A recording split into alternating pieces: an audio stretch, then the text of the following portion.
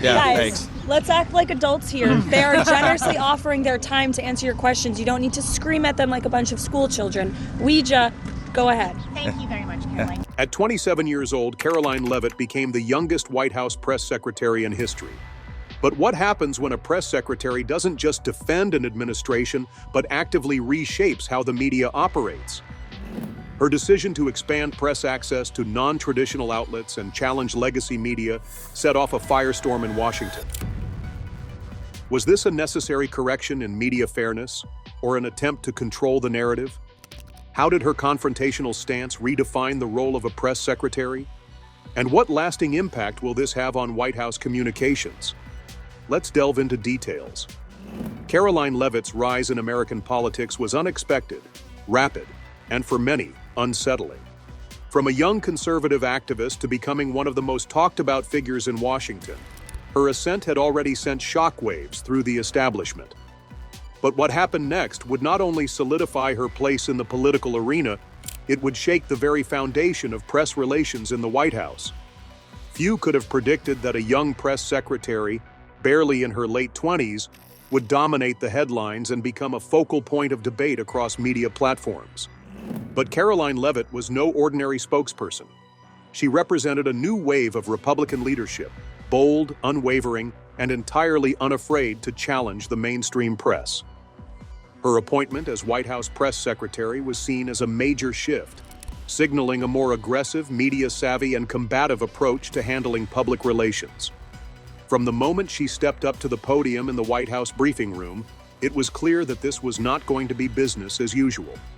The press corps, long accustomed to certain traditions and expectations, had no idea what they were about to face.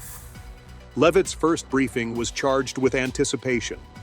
Conservative media outlets celebrated her appointment, hailing her as a strong, unapologetic voice for the administration, while mainstream networks questioned whether someone with her level of experience could handle the intensity of the role.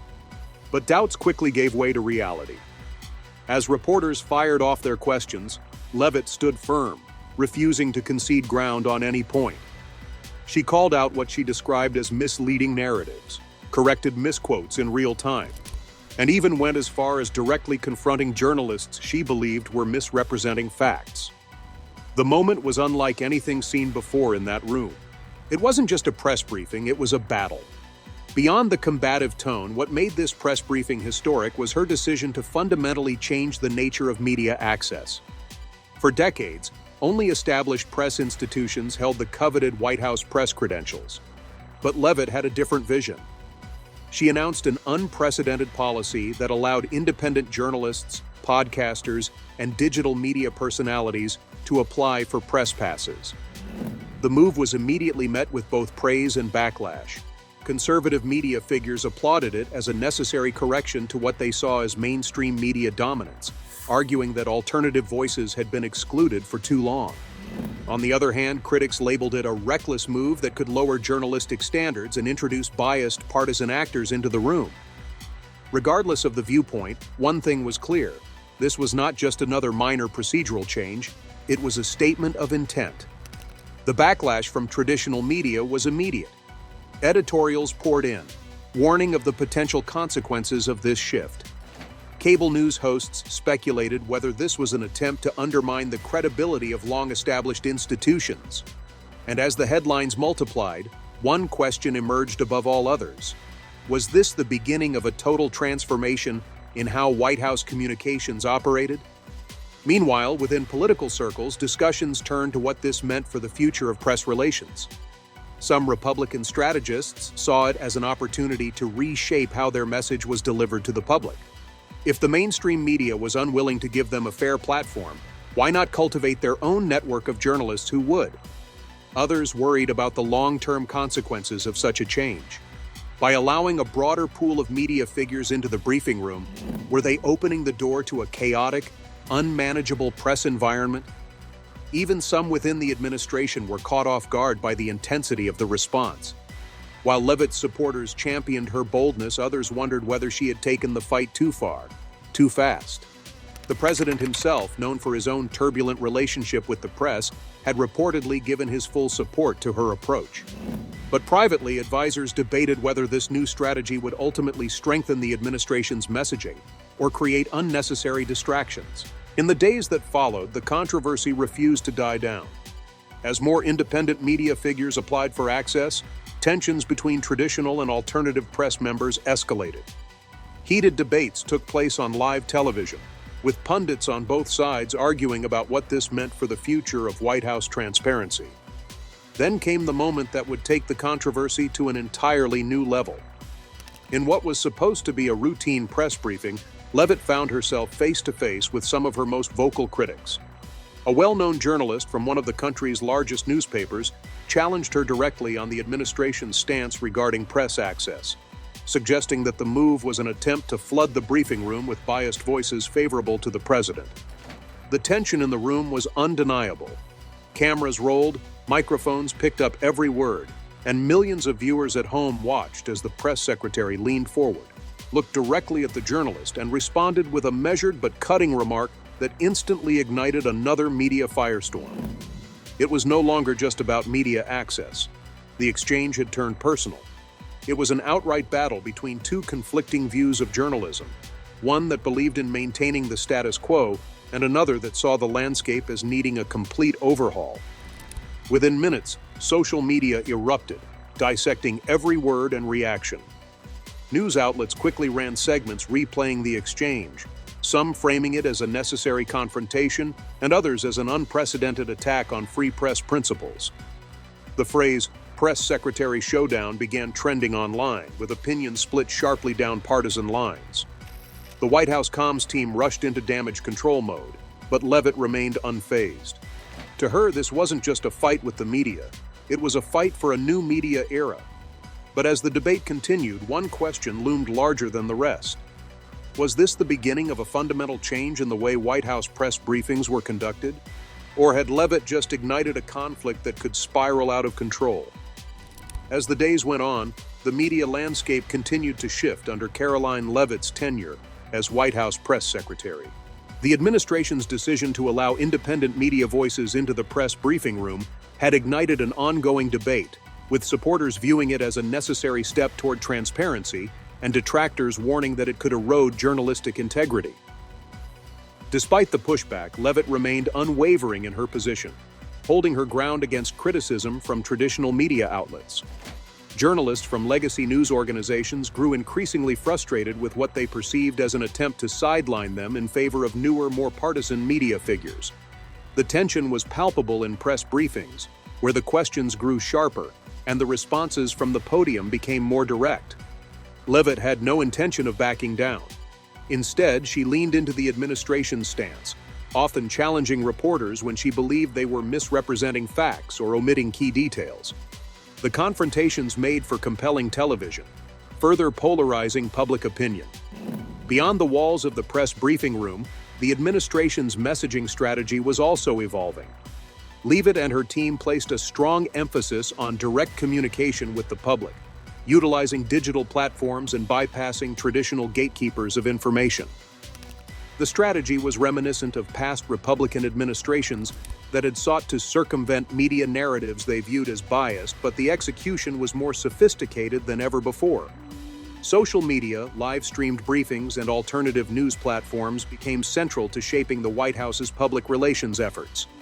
While conservative audiences praised the move, mainstream media outlets accused the administration of trying to control the narrative by limiting the influence of critical press. The press secretary dismissed these claims, arguing that widening access to information was a benefit to all Americans, not just those aligned with a particular political ideology. She pointed to the presence of both mainstream and independent journalists in the briefing room as evidence that no one was being excluded. Even so, the dynamic had undeniably shifted, and the traditional press was struggling to adapt. The changing tone of the administration's relationship with the press was not the only issue that put Leavitt at the center of controversy. A major political event in Washington provided another flashpoint, testing her ability to manage public perception in a high-stakes environment. The president's speech before Congress, which was expected to be a routine address, quickly turned into a spectacle when Democratic lawmakers staged an open protest in response to the administration's policies.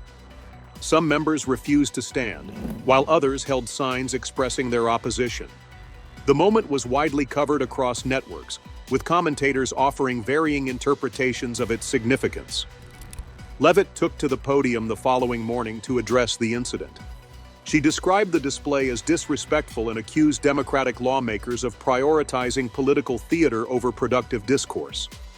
Her words were sharp and deliberate, signaling that the administration had no intention of letting the protest go unanswered. The press briefing quickly turned into a tense exchange, with reporters pressing her on whether the White House was overreacting to what they described as standard opposition behavior. She pushed back, arguing that there was a difference between dissent and deliberately undermining the presidency in a formal setting. The media response was immediate. Conservative outlets applauded her directness, framing it as a necessary defense of the administration against hostility from the opposition. Meanwhile, liberal commentators criticized the remarks as inflammatory, accusing Leavitt of attempting to delegitimize political opposition. The exchange fueled days of debate, drawing attention not just to the administration's policies, but to the broader culture of division in Washington. As the political fallout continued, the press secretary maintained a confident stance. She made it clear that she was not interested in appeasing critics, but in ensuring that the administration's perspective was heard. The debate over her remarks became a larger discussion about the role of a press secretary in a politically charged climate.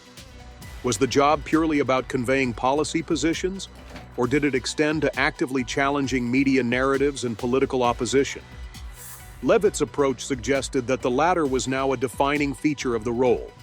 As the controversy surrounding Karoline Leavitt's handling of the congressional protest continued, it became clear that the divide in public opinion was growing deeper. While conservative supporters saw her unwavering stance as a much-needed shift in media relations, critics viewed it as further evidence that the administration was escalating tensions rather than managing them. The press secretary, however, remained steadfast in her approach, refusing to temper her responses despite mounting scrutiny. In the days following her remarks, media networks continued to analyze and debate the administration's strategy. Some anchors questioned whether the press secretary's combative style was sustainable in the long run, arguing that past administrations had generally sought to maintain a more neutral tone in press briefings. Others pointed out that the relationship between the White House and the press had already been fundamentally altered in previous years, and that Leavitt's approach was simply a reflection of the current political climate. Meanwhile, within political circles, discussions about her role extended beyond media relations. Leavitt was increasingly seen as a prominent public figure in her own right, not just as a spokesperson for the administration, but as someone who represented a new era of conservative leadership.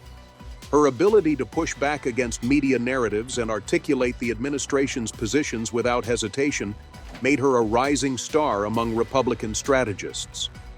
Some began to speculate about what her future in politics might look like beyond her tenure as press secretary. The speculation was fueled by her growing presence at conservative events and interviews with media figures aligned with the administration.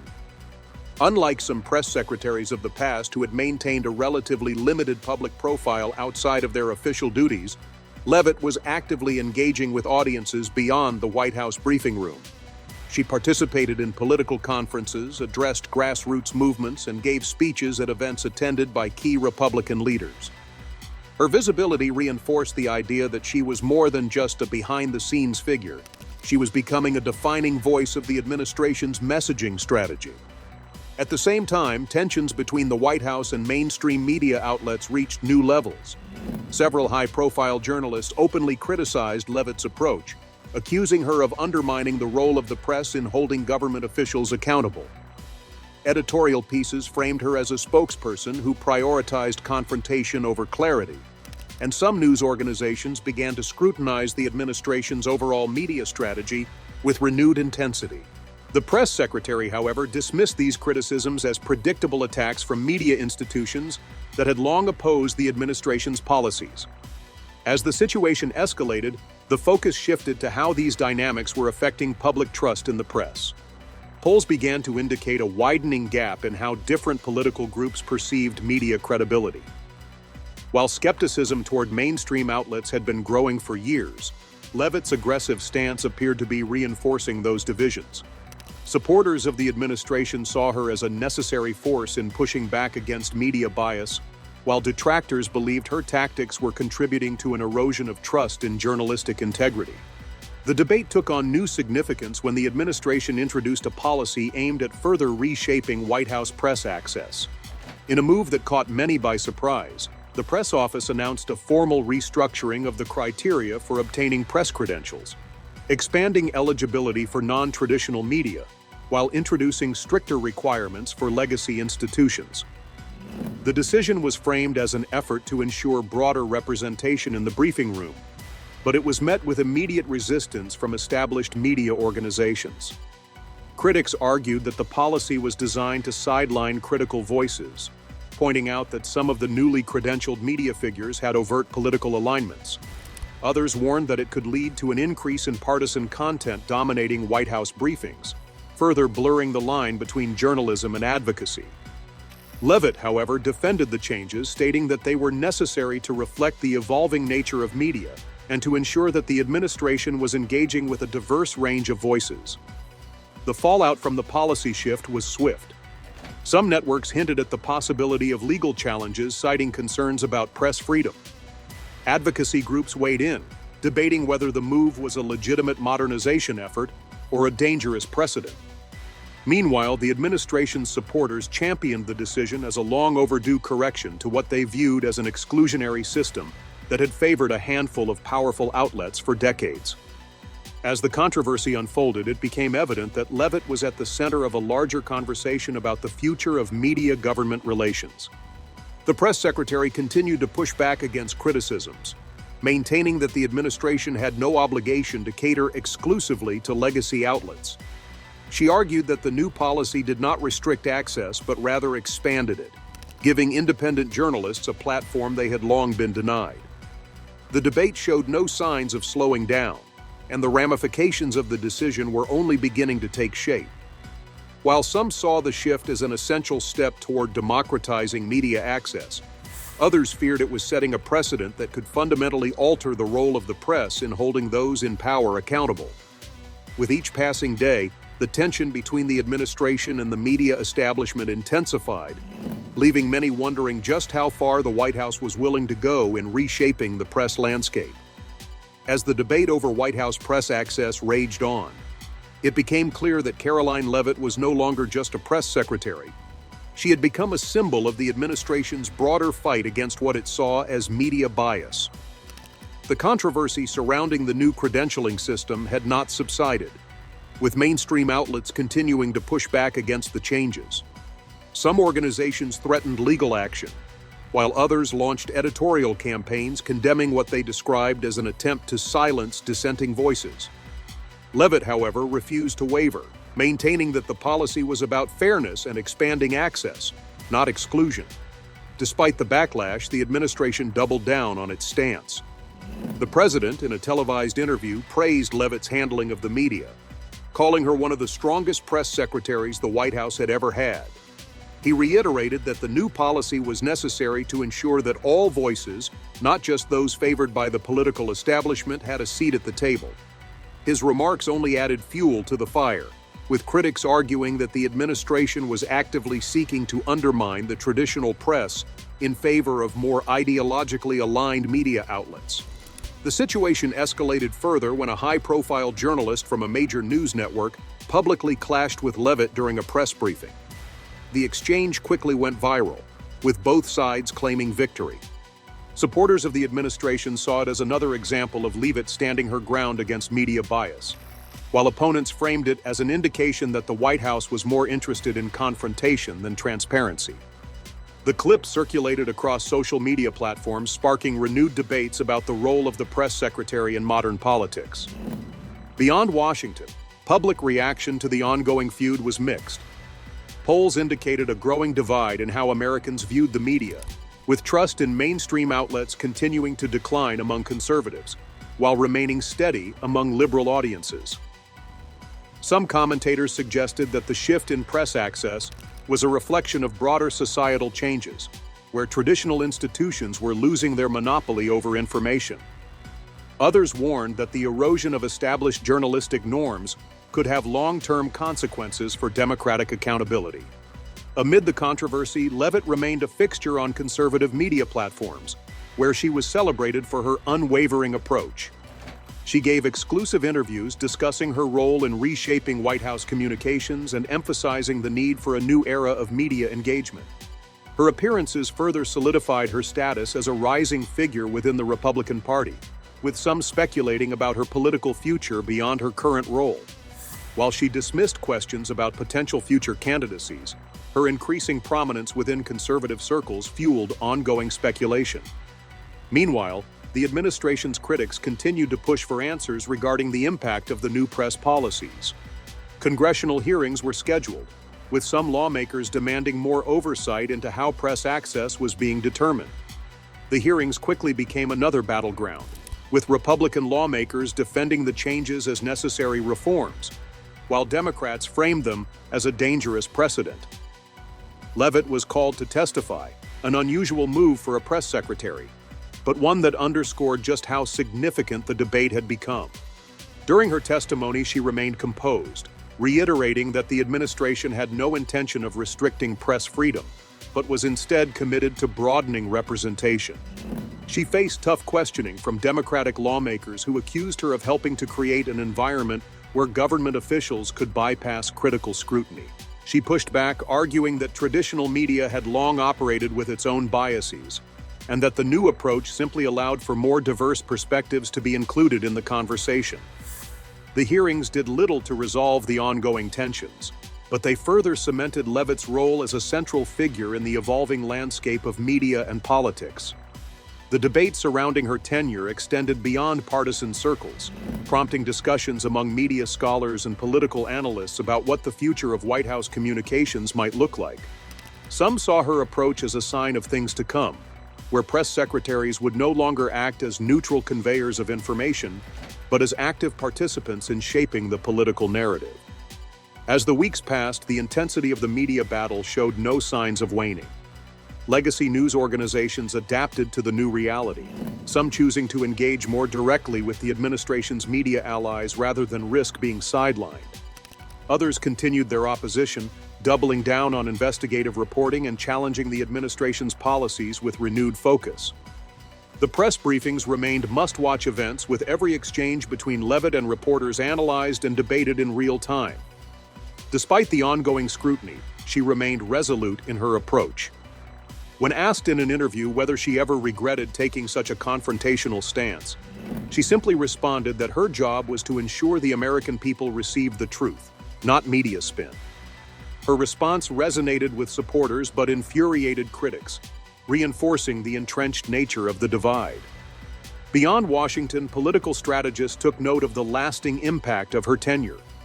Republican candidates began adopting similar messaging strategies, emphasizing direct engagement with alternative media while bypassing traditional outlets when possible.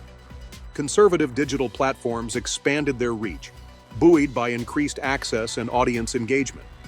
Meanwhile, Democratic strategists warned that the erosion of institutional media influence could pose challenges in future elections, as the battle over information control intensified.